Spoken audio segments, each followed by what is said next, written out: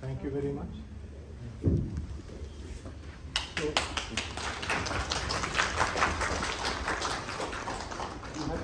after lighting the lamp, we have to say a mantra for Lord Krishna.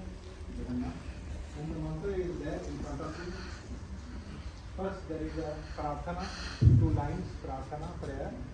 Then there are 2 mantras we do. One is Krishna. Krishna is the avatar who had come out here. And then Baijayant and Vasudev, who has gone back and is simultaneously in both places.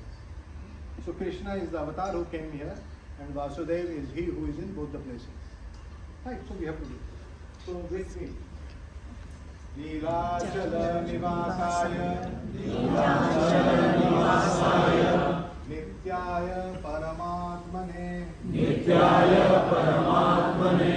Balabhadra Subhadrabhyam Jagannathayate Namah. Okay. Then we do this mantra Shri Krishnaya Namah 8 times.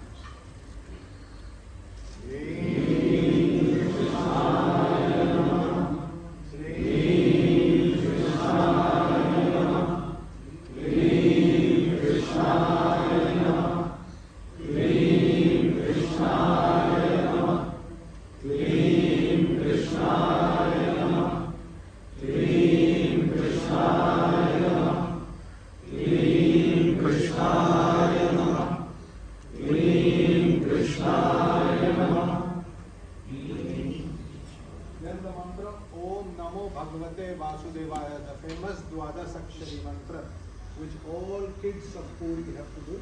This is the Mukta mantra. We will do it 3 times. Om Namo Bhagavate Vasudevaya. Om Namo Bhagavate Vasudevaya. Om Namo Bhagavate Vasudevaya. Request Shri Ram to please sing some slokas, and he is, you can give your introduction about your parampara, your daughter, your guru, and start your sloka. Namo Namaha. Namasabhabhyah Sabhapatibhyascha. My name is Shri Ram, and I belong from Varanasi. I am a Naitrupa Kashyapa Gotra, and I was born 1994, and I studied all my childhood Krishna Yajurveda Taitriya Shakha. So this is my introduction, and right now I'll sing some Vedas for you. Namo Namah Narayana Hari. Om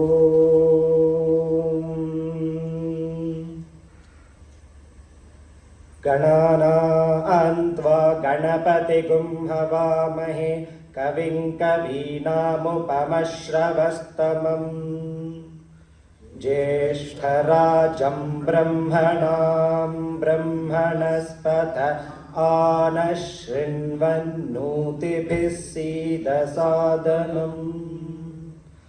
Om Shri Mahaganapataye Namaha.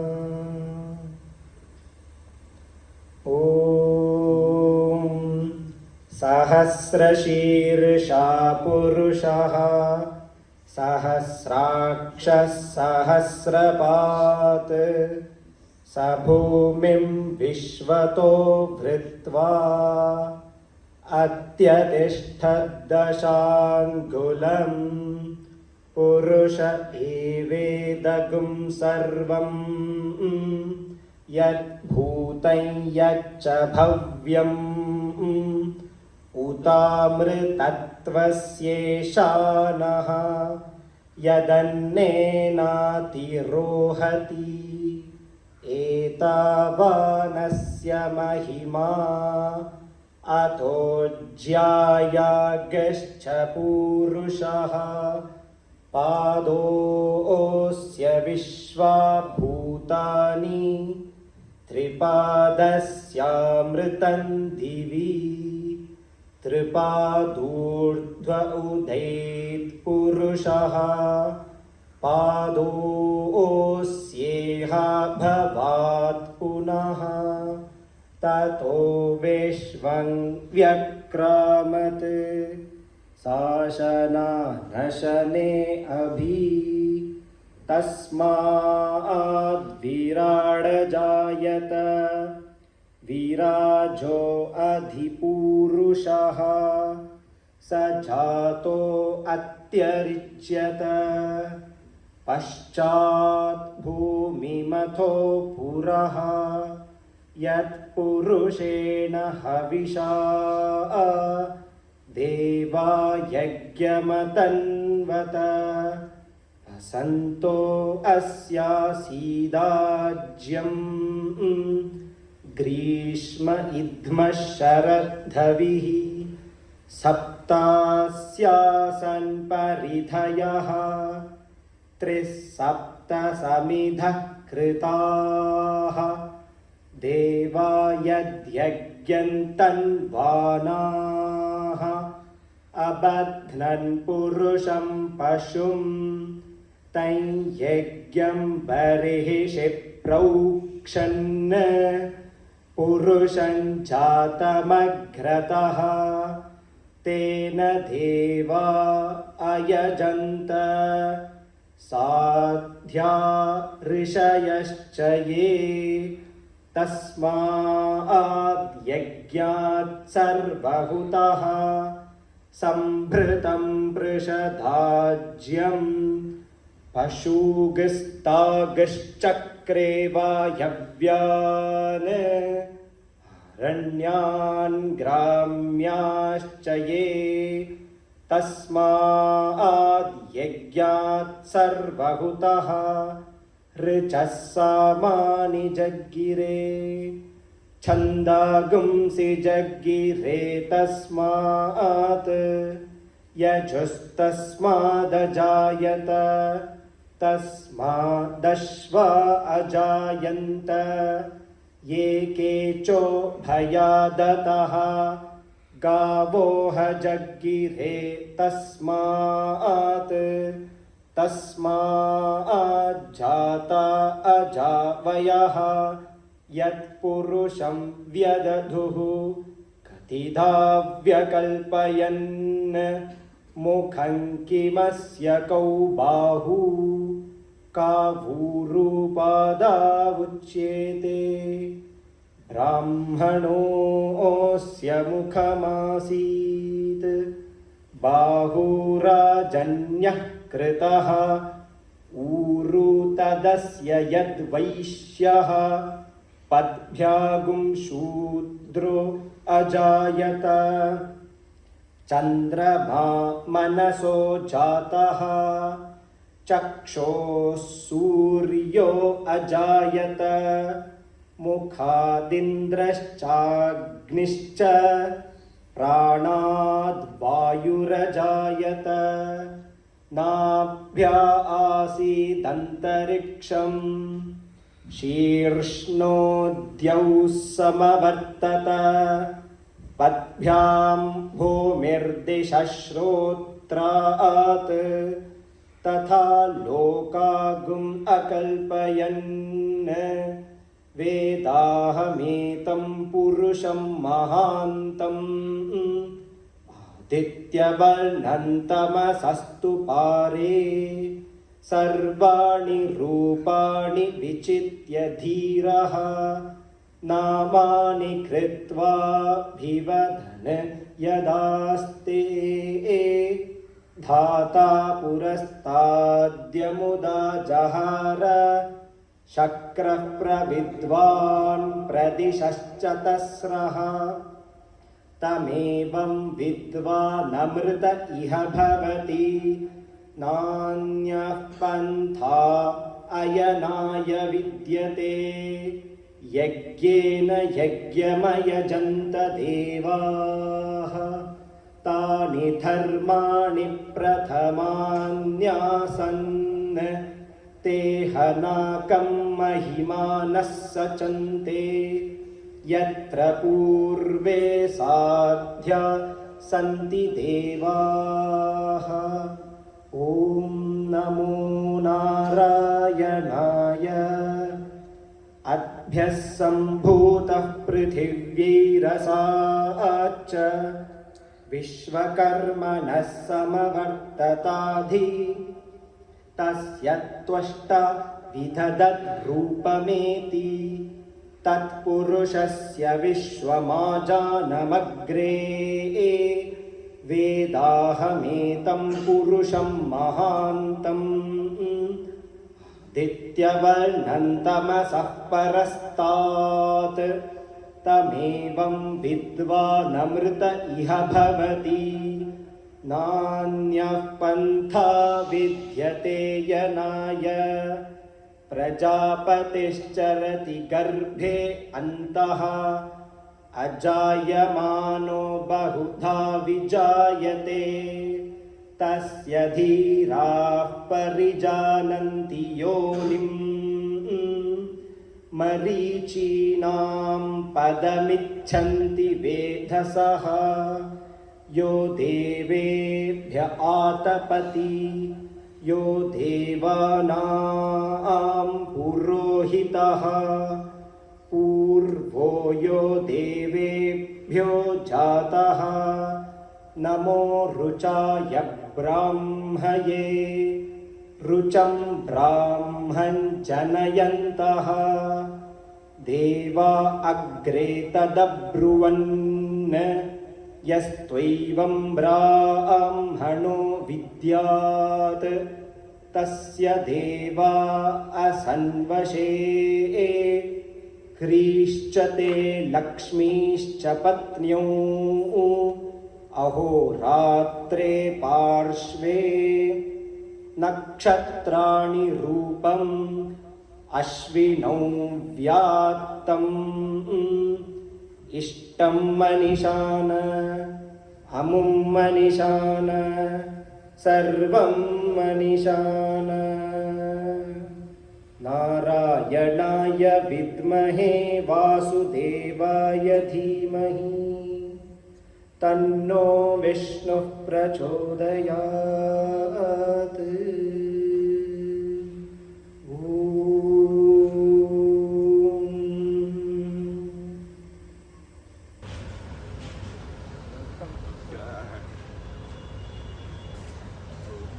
white light for SJC. ଆଜି ସକାଳେ airport ଗଲାବେଳକୁ ହାଇଦ୍ରାବାଦ ବାହାରିଲା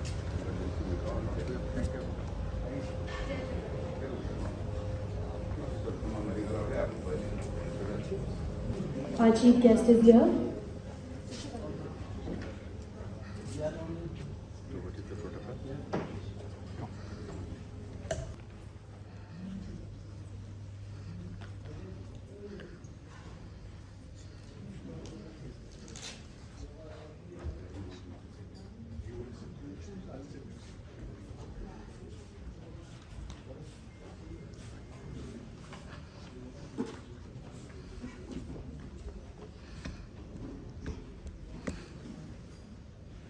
Namaskar and a very warm welcome to our esteemed chief guests, dignitaries and jyoshis to the opening ceremony of the 6th annual SJC conference 2022. The theme of this year's conference is in continuation from that of last year, which is Shri, the astrological body, it is indeed momentous for us to have gathered on the soil of Bhubaneswar, the seat of the mighty Lingaraj Mahadev. Bhubaneswar, the capital of Odisha, is a beautiful city known for its architecture and ancient temples. It is often referred to as the temple city of India, as it holds around 600 temples on its sacred land. The Brahma Puran describes Bhubaneswar as Ekam Kshetra, or the land adorned with mango trees. The three holy cities, Bhubaneswar, Konark and Puri, form the Swarna Tribhuj, or the Golden Triangle. Shri Jagannath Center is the brainchild of Guruji, Pandit Sanjay Dutt. The SJC was established in the year 1998 with the objective of teaching Jyotish in the tradition of Maharshis such as Rishi Parashar and Rishi Jindal. SJC aims at continuing the time-honored Guru Shishya Parampara and concentrates on propagating research in the highest scholastic tradition in different areas of Jyotish. The tradition traces its lineage to Mahapurush Achyuta Das, the disciple of Shri Chaitanya Mahaprabhu. I request the chairperson and founder of SJC, Guruji Pandit Sanjay Dutt, to kindly grace the podium and address the gathering. May we have a round of applause.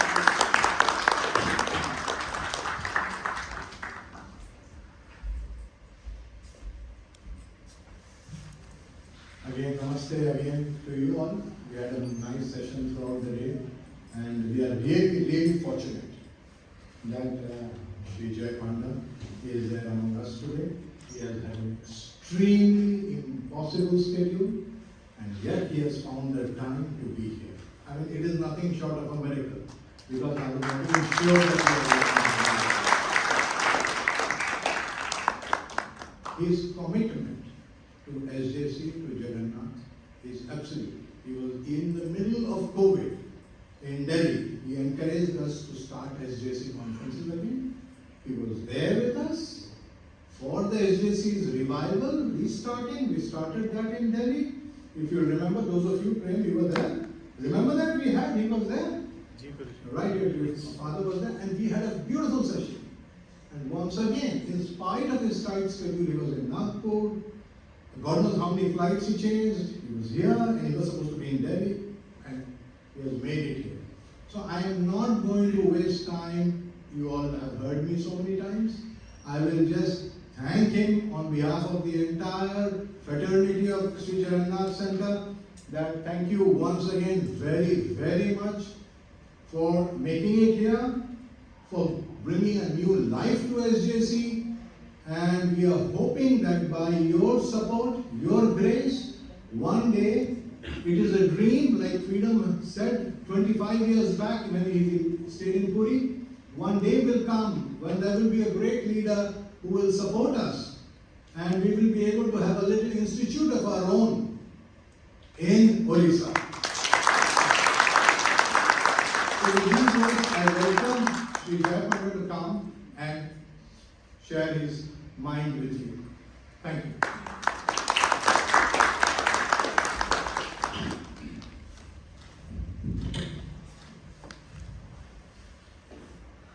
ଜୟ ଜଗନ୍ନାଥ। ଆପଣ ସମସ୍ତଙ୍କୁ ମୋର ଅଭିନନ୍ଦନ ଏବଂ ନମସ୍କାର। ଗୁରୁଜୀ Pandit Sanjay Dutt ji and distinguished delegates for this most important and prestigious conference of the Shri Jagannath Center at Bhubaneswar. I must confess it feels a little odd that right here in Bhubaneswar for me to be speaking to an audience in English. Normally,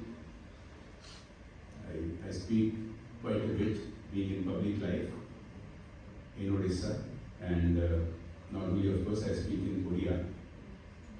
But this conference, although physically it is being held here in Bhubaneswar, is not confined to Bhubaneswar or Odisha. I understand that It is being joined virtually by people from many different geographical locales and people from many different states of India and even nations. It is a particular pleasure and a privilege to be speaking on this occasion where the Sri Jagannath Centre's annual conferences will now complete 24 years and embark on a quarter century of having these prestigious get-togethers. Indeed, as Guruji Pandit Sanjay Rathji pointed out, I had the pleasure and the privilege of participating at the renewal, at the revival of this conference in the middle of COVID, or towards the end of COVID. And for a year or more now, we have been discussing about the next steps to be taken, starting with today's event. I almost didn't make it because of a variety of reasons beyond my control. I was in Nagpur for the past couple of days and was just able to make it to Bhubaneswar today afternoon. I see the aims and objectives of what Pandit Sanjay Rathji is trying to revive with the involvement, commitment of all of you and many others beyond this room. I see it as a pivotal moment in our modern history, certainly in the modern history of Odisha, but much beyond that. I would like to dwell a little bit on the importance of Mahaprabhu Jagannath to our civilization and to the impact it has beyond just our civilization. A deity whose very name means the Lord of the universe has always stood for encompassing every aspect of humanity. Mahaprabhu Jagannath's devotees have always included people from every sphere, every walk of life, every background, without restrictions, without geographic restrictions, without restrictions of societal barriers, without restrictions that have often existed in our civilization in other parts of the country. It has, the name of Mahaprabhu has been translated into English as an unstoppable force, Jagannath. I shouldn't say translated because it's an English word, but derived from Mahaprabhu Jagannath. And I say this is a pivotal moment because this is a pivotal moment for the Indian civilization.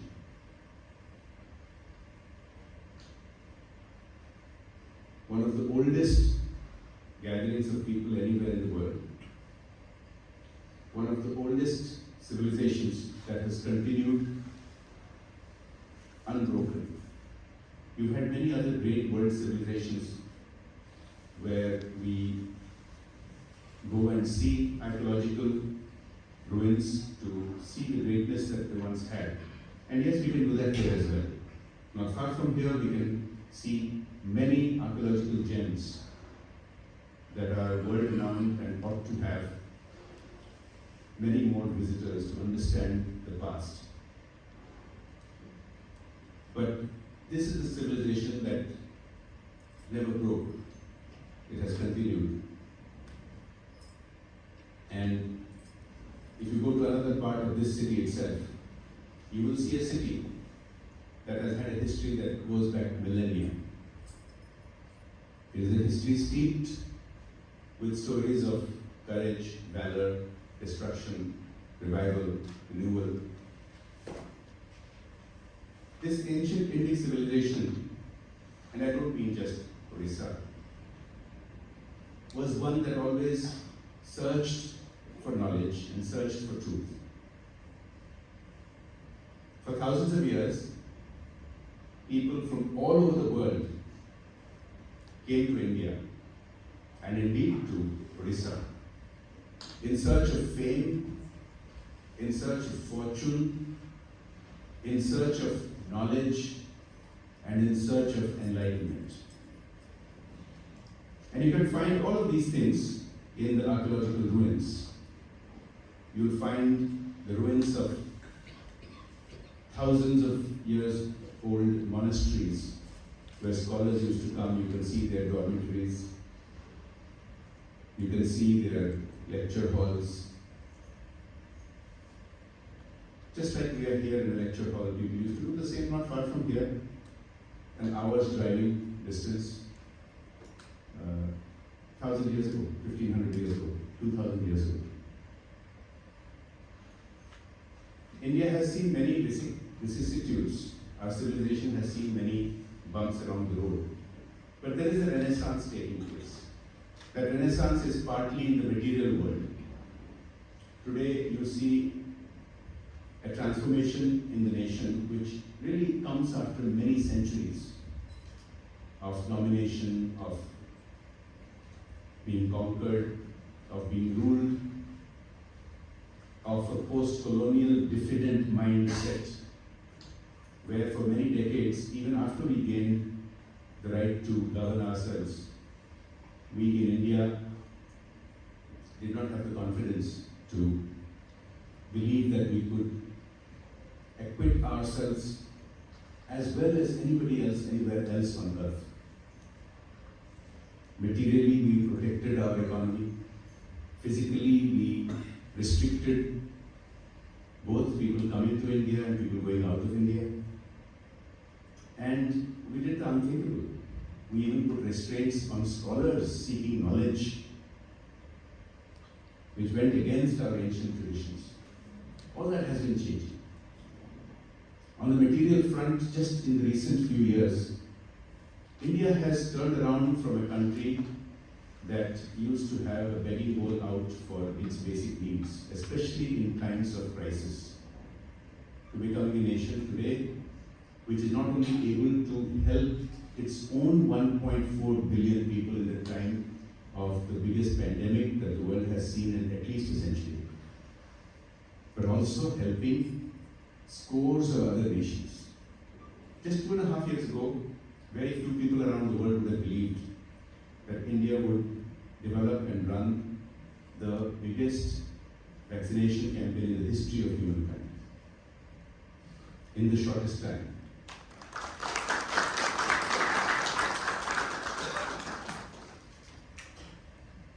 Let alone imagine that India would help dozens of countries by giving them vaccines, by giving them medical equipment, ventilators, PPE kits, medicines. There's a turnaround happening. In the post-pandemic era and with renewed conflicts in the developed world, conflicts in Europe that people thought were history, that the last conflict happened many decades ago, it shouldn't happen again, but yet we are back to seeing those kind of conflicts. It has impacted the whole world. And here I'm still talking only of material things. It has impacted the whole world in terms of the cost of food, the cost of travel, the cost of living. India too is not unspared. India too has also been harmed. But in a stunning turnaround, the least affected country in the world economically, and the one bright shining spot in the world economy. These are the words of the IMF, the International Monetary Fund, not my words. The one shining star in the global economy today is India.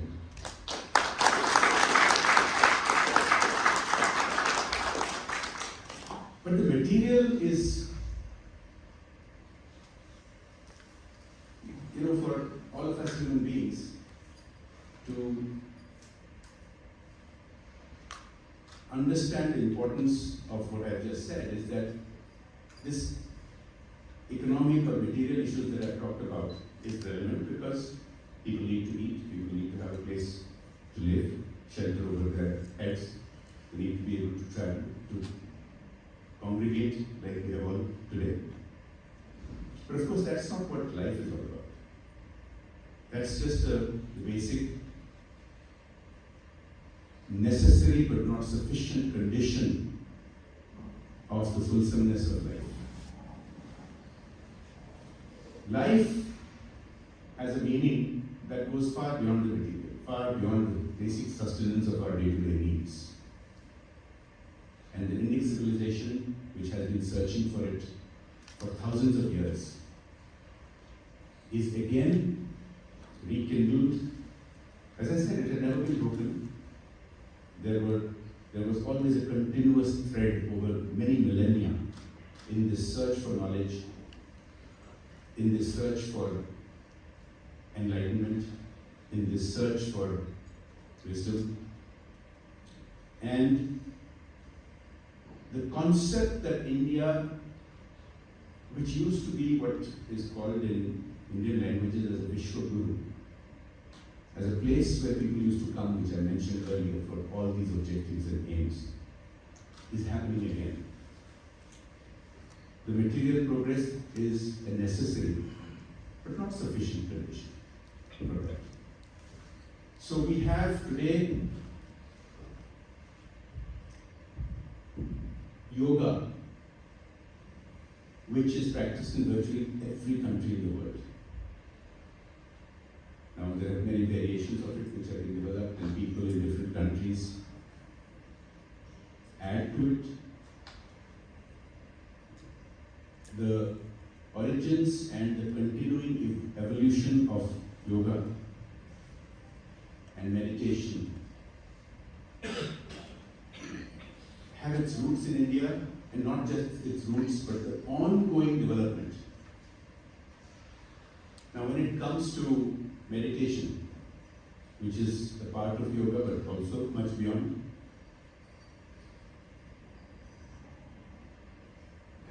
the mindfulness movement which is happening around the world indicates that the whole world, especially the developed world, the industrialized and the post-industrial world, understands that there is much more to life than just material success. And this is a philosophy that is corroborated by the high priests of modern scientific thought, from the great eminent physicists who cannot explain in a rational way known to human logic many of the aspects of quantum physics. How can you be here and simultaneously trillions of miles away at the same time? How can you be and yet not be? These are the great questions of modern physics. And these are the great questions that we have been debating in the Indic civilization for many thousands of years. The books written by some of the greatest modern physicists about Shiva's Tandava and the Nataraja's role in understanding modern quantum physics is eye-opening for those of us who believe that a rational modern life is somehow not connected with the kind of search for wisdom and enlightenment that we have been looking for in the Indic civilization. I could go on and talk about some of my favorite books, which are in the realm of quantum physics, and you'll feel that you're reading about some of the basic philosophies of the Indic civilization. But rather than do that, I want to come to a narrower focus on the topic that I've been talking about now, which is this renaissance and blooming again of the scientific temper, of the search for knowledge and wisdom and enlightenment. And so what the Sri Jagannath Center has been doing, what Pandit Sanjay Rath ji has been doing for decades now, is to bring to light, to bring to the attention of many like you who are interested and keen on this same kind of search. But more than that, just like, as I mentioned, with other movements like yoga and meditation and the mindfulness movement, Vedic astrology is something that, again, though not broken, had become a passion for a small number of people compared to the prominence that it enjoyed thousands of years ago when people from all over the world came here to study this. When people, those millennia ago, did not have the opportunity to have a live virtual telecast as we are having today. But as I said, you can see the archaeological evidence that people came here from China, people came here from the West, from the Middle East, from Central Asia, from all over the world. And so this revival and this renaissance in Vedic astrology and as it relates to the Jagannath culture about which I spoke a little bit earlier. It's wonderful to see this blooming again. Now, let me not pretend to be an expert on these topics. I'm not an expert in Vedic astrology. I am not an expert in many of these quests for knowledge and for enlightenment that people have been seeking for a long time, especially people like you who are doing it now, even as we speak. But I do appreciate a good thing when I see it. As somebody in public life and as somebody who's participating in this overall renaissance of the Indic civilization, of course I'm proud to see this revival right here in Bhubaneswar.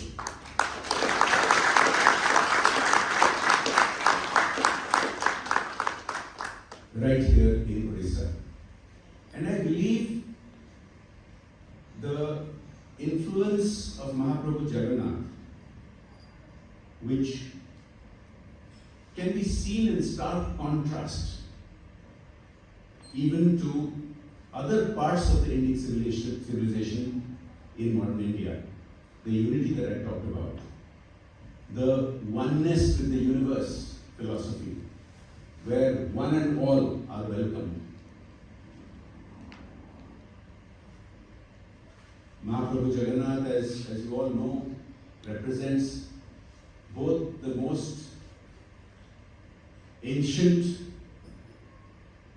search by humankind for a communion with the universe and the thousands of years of Sanatana Dharma and the Indic civilization's search for the same. And this union is seen at its apogee, at its peak, in the culture or the subset of the Indic culture that is most influenced by Mahaprabhu Jagannath, which is Odisha. As all of you undoubtedly know, in ancient times, the predecessor entities of Odisha were one of the most prosperous parts of the whole world. having trade and other kinds of contact all around the Indian Ocean. I remember being fascinated as a young adult, not having read much about it in our history books because for a variety of reasons, for a variety of agendas, modern Indian history books would glorify short periods of our relatively recent history and virtually ignore thousands of years, while a dynasty that has ruled for 3 or 4 centuries and has left behind some great architecture is lionized. Other dynasties that ruled for twice, thrice, 4 times that size, that length, and left behind equally or more glorious architecture is almost completely missing from our history books. And this turnaround that I've been talking about is also happening in correcting that imbalance. But I was mentioning to you that as a young adult, around the time the Sri Jagannath Center began its first conferences, I was astounded in my first visits to countries like, well, we all know, in Odisha we've grown up with Baijayant every November, and we know that we have an ancient link with Bali. We know from history that we have an ancient link with Sri Lanka. But what gobsmacked me was visiting Cambodia, was visiting Vietnam, and seeing the chant kingdom's relics, and reminding me of the same or similar archaeological evidence in and around here that I've been talking to you about just in these past few minutes. Priests, merchants, warriors, administrators, these were the currency of interaction for thousands of years. And a lot of that emanated right from here. The epicenter was where we are sitting.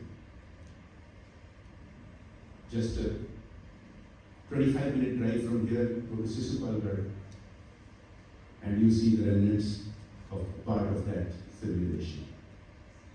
I can go on and talk about the archaeological evidence, but I think it is much more important to talk about the present and the future. And so, what the SJC has been doing to growing audiences of committed, passionate seekers is very different from some other such endeavors which are highly rooted in the basic step of the material side of things. As I said, the material side of things is important. It's not to be shunned because we do need the basics. But that's, as I said, just to repeat, a necessity. Beyond that, all of you seekers, many of you already masters in this search, have a great role to play in this ongoing revival, in this ongoing search for knowledge, wisdom, and enlightenment. And the growing appreciation and understanding of Vedic astrology, Mahaprabhu Jagannath's influence in the kind of civilization that we were and aspire to be again. And the kind of work, study, research, and dissemination of knowledge and information that Guruji, Pandit Sanjay Rathji, and all of you have been doing is extremely commendable.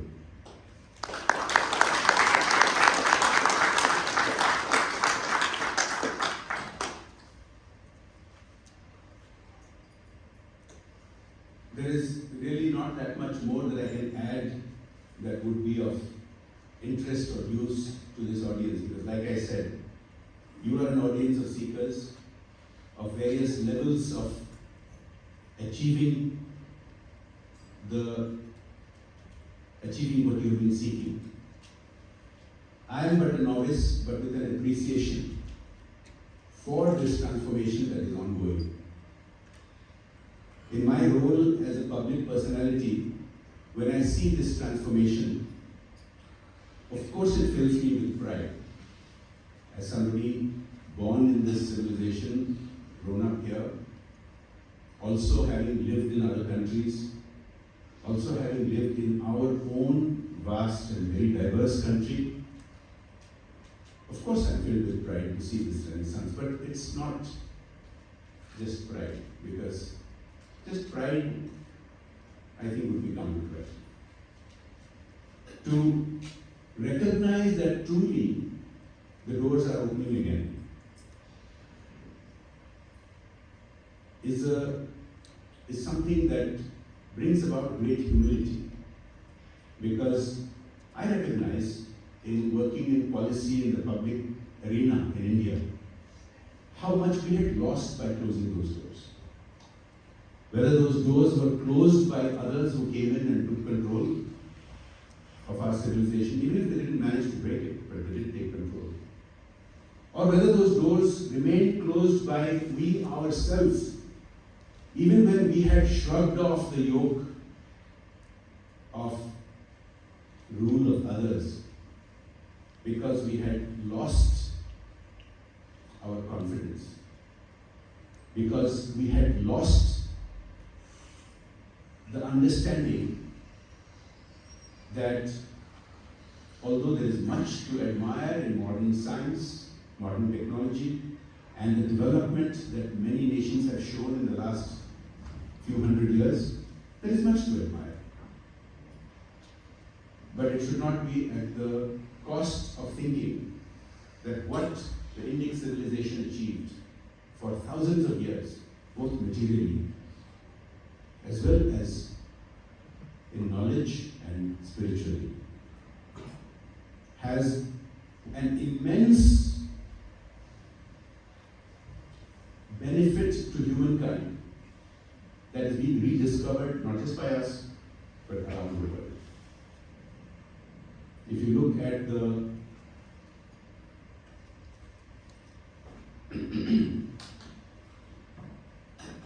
at some of these movements that I've mentioned, meditation and others, you'll see although the roots are here, as I mentioned earlier, there are many who are trying to take that study, to take that knowledge to greater heights, to greater depths, and that's commendable. So this fusion of reviving the knowledge that was already existing in our civilization and to take that effort forward with continuing research and study, discussion and debate and dissemination, which is what Panditji does and SJC does, is a very exciting thing to see. Even for a novice like me, who's not practiced in actually, I haven't taken these courses, but I have seen the effect of them. I read about not just these courses, but I read about these movements, I read about the disillusionment around the world with just material success. But why should we be surprised? We in the Indic civilization knew that thousands of years ago. We knew that there is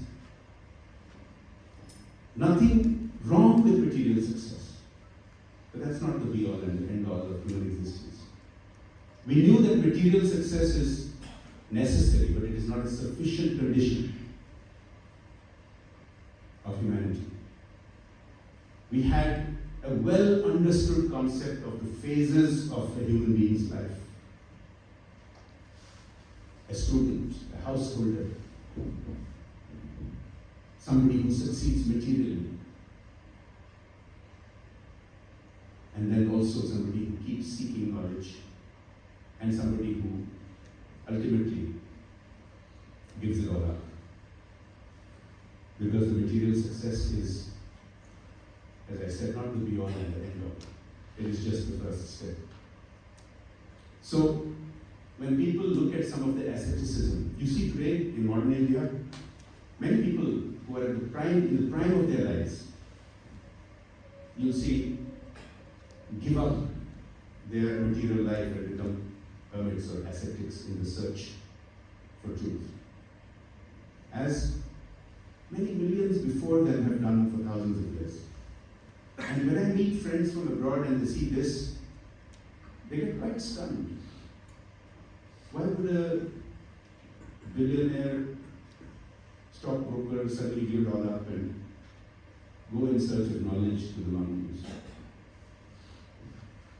These are the eternal questions that our civilization has been asking for thousands of years, seeking and finding many answers. So, as I come to the end of my address, I would like to thank Pandit Sanjay Rath ji. I would like to thank Sarvani ji. I would like to thank everyone who has been associated with the Sri Jagannath Center for this sustained effort over the years now, 2.5 decades of having this conference. I wish you all success in getting more and more seekers engaged with your process, to help disseminate this, not just the research, not just the study, but the search. Because as I said earlier, the day we believe that everything that we have to learn has already been learned, then we aren't seekers anymore. So the search will always continue. And so again, I reiterate, this confluence of reviving, rediscovering what our predecessors did in thousands of similar gatherings like this, in rediscovering that and taking that forward to bring meaning and relevance to our lives and to the lives of millions. It's a noble pursuit. It is the cutting edge of what being a human being in the 21st century is all about. And so I wish you the very best for the success of this particular conference and the way forward to the Silver Jubilee of next year's conference. I'm glad you have kept your word, Panditji, when you revived, and Sarvani, when you revived the conference, when I had the privilege of attending in Delhi towards the end of COVID, when you committed that it was not a one-off, but it was a true revival, and that it would happen. Now we see a full hall here in Bhubaneswar. I look forward to this event having an annual attendance like this and more, physically and virtually around the world, which will carry forward this effort and carry forward this message, which I think is truly important for all human beings today, starting from those of us here who are part of Mahaprabhu Jagannath's long influence on us, those of us around the Indic civilization, and those of us around the world in human civilizations that have the same search. Thank you very much, and you are very welcome.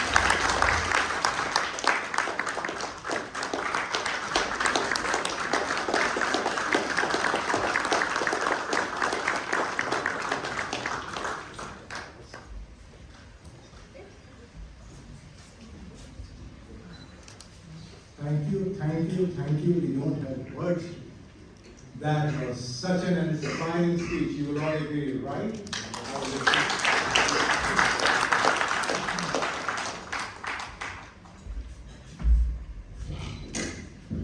Thank you, Guruji, and thank you, sir. We are honored to have you amongst us today. Our honorable chief guest does not need any introduction. introduction. However, still kindly allow me to introduce our chief guest to all of you. Shri Baijayant Panda is the National Vice President of the Bharatiya Janata Party. He is currently handling the National Capital Territory of Delhi and the state of Assam. Shri Panda has been a 4-time Member of Parliament, elected twice each to the Rajya Sabha and the Lok Sabha. As a parliamentarian, Shri Panda has been a member of important parliamentary standing committees. He also ardently supports the causes pertaining to development of his home state, Odisha. So may I now request Guruji to kindly felicitate our chief guest. A huge round of applause.